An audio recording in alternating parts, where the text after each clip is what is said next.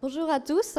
Nous sommes ici pour vous parler de FOR. Donc, FOR, c'est un outil qui est développé par notre agence, qui s'appelle Objectif Ville.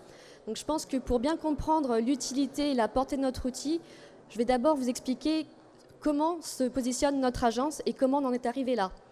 Donc, la première chose à savoir, c'est qu'Objectif Ville, c'est une agence de développement et de programmation économique et commerciale qui va conseiller, qui va accompagner tous les acteurs du territoire et de tous les projets urbains en règle générale sur la programmation et le développement d'activités commerciales et économiques.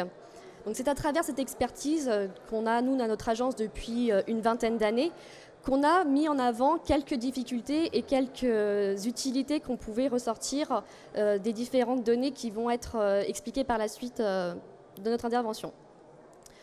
Qu'est-ce qu'on constate, nous, à Objectif Ville depuis ces dernières années ? À force de côtoyer tous les acteurs des collectivités, tous les promoteurs, même les habitants qu'on peut rencontrer pendant les concertations, on s'est rendu compte qu'il était nécessaire pour chaque projet urbain d'avoir une vision claire, précise, quelque chose de très fiable sur lequel s'appuyer pour mettre en œuvre un projet. Donc c'est toujours une attente de chacun de nos partenaires et de nos clients, et on s'est rendu compte que cette attente, elle s'est renforcée au fur et à mesure des dernières années qui sont écoulées. Le problème, c'est qu'à l'heure actuelle, alors que vous êtes en attente de données pertinentes, fiables et exploitables, ce que vous avez à l'heure actuelle, c'est ça. Vous avez des tableurs Excel qui sont très difficilement exploitables, qui vous demandent du temps, de l'investissement, que ce soit en termes de moyens financiers. Vous allez faire appel à des bureaux d'études qui vont traiter ces données. Ces données, que ce soit l'INSEE ou Sirène, ce sont 25 000 lignes que vous allez regarder. C'est 110 colonnes que vous allez traiter, plusieurs onglets, des définitions parfois un peu indigestes, des termes que vous avez du mal à reconnaître et à identifier pour les exploiter par la suite. Donc on a une attente très forte de tous les acteurs des territoires qui travaillent avec nous, et en face, on a une réponse difficilement exploitable. Ce qu'on a pu constater, c'est qu'avec toutes ces données qu'on avait à disposition, il y a quelque chose à faire. C'est toute l'optique de la loi pour une république numérique qui est sortie donc, en 2016 avec un décret qui l'a modifié en mars 2017, c'est de dire que ces données territoriales, elles sont utiles au plus grand nombre, qu'il faut les exploiter, il faut les partager pour que chacun ait une vision claire des territoires sur lesquels il va travailler. C'est à travers cette vision des choses, à travers notre expertise à nous, au sein de notre agence, qu'on s'est dit qu'il y avait une possibilité de récupérer ces données brutes et d'en faire quelque chose de puissant, d'en faire un outil qui sera utile et exploitable pour le plus grand nombre. C'est de là qu'est né FOR, en fait, notre nouvel outil développé au sein d'Objectif Ville et qui va au-delà de ce qu'on avait pu imaginer initialement.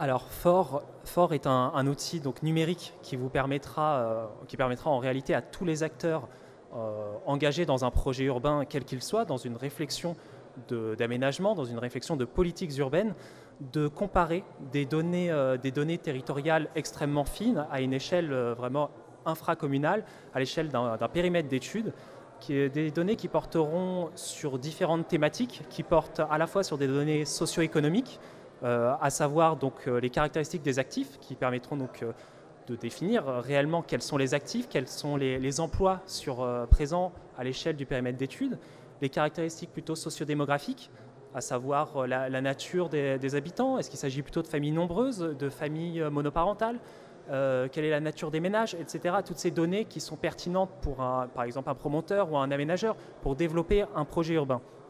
Et enfin, un troisième volet à travers FOR qui est la mise en valeur des données sirènes, des données économiques, c'est-à-dire les données des entreprises et des établissements d'un périmètre d'études, ce qui vous permettra par exemple de définir la nature juridique, le type d'entreprise le plus adapté à votre territoire d'études. Est-ce qu'il s'agira plutôt de TPE? Est-ce qu'il s'agira d'artisans, de PME? Est-ce que l'ESS est pertinente sur votre territoire?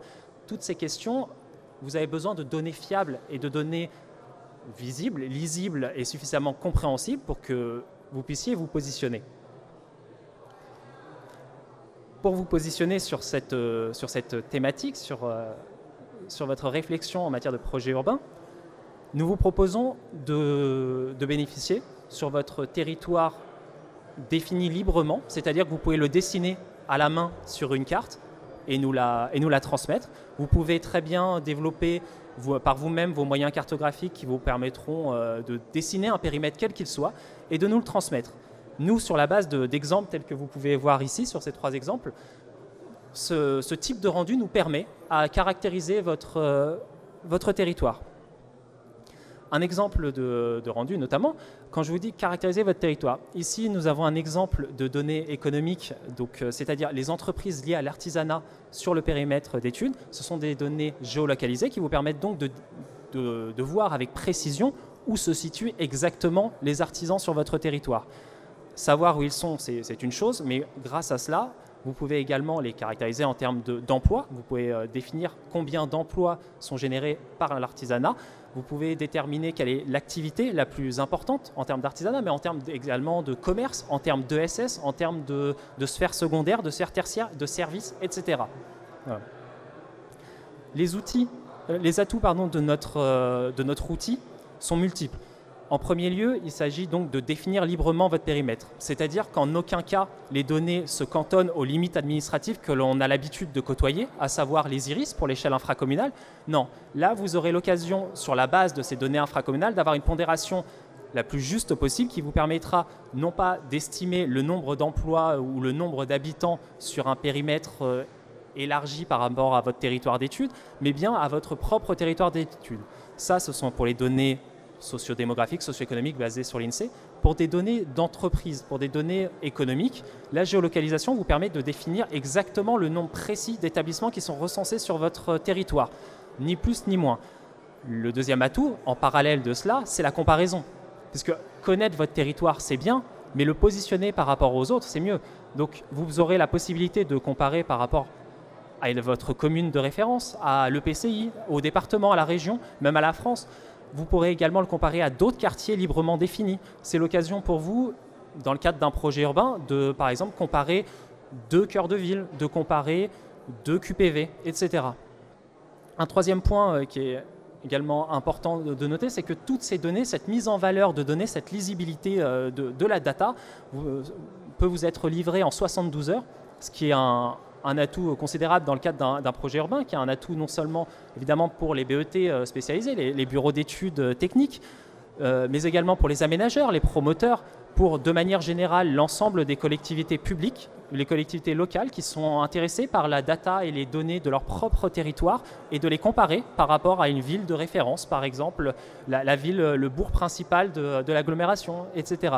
Tout cela donc en 72 heures c'est possible, mais également à un prix qui reste très modique, puisque de seulement au minimum de 350 € hors taxe selon le focus demandé, ce qui est très en deçà en réalité des réalités actuelles. Parce qu'aujourd'hui, pour avoir accès à ce type de données, on est plutôt de l'ordre d'idée de 3 000 à 5 000 €. Voilà, c'est un atout considérable, notamment pour les collectivités. Tout cela couplé à la rapidité d'exécution, ce sera un atout pour vous et pour la réalisation de votre projet urbain. Voilà, donc si cette présentation, cette courte présentation vous a permis d'en apprendre un peu plus sur notre produit, et si vous souhaitez en savoir plus, alors évidemment nous tenons à votre disposition sur le stand des startups. Et en dehors de ça, nous sommes tout à fait disponibles pour un contact @objectif-ville.com. Je vous remercie.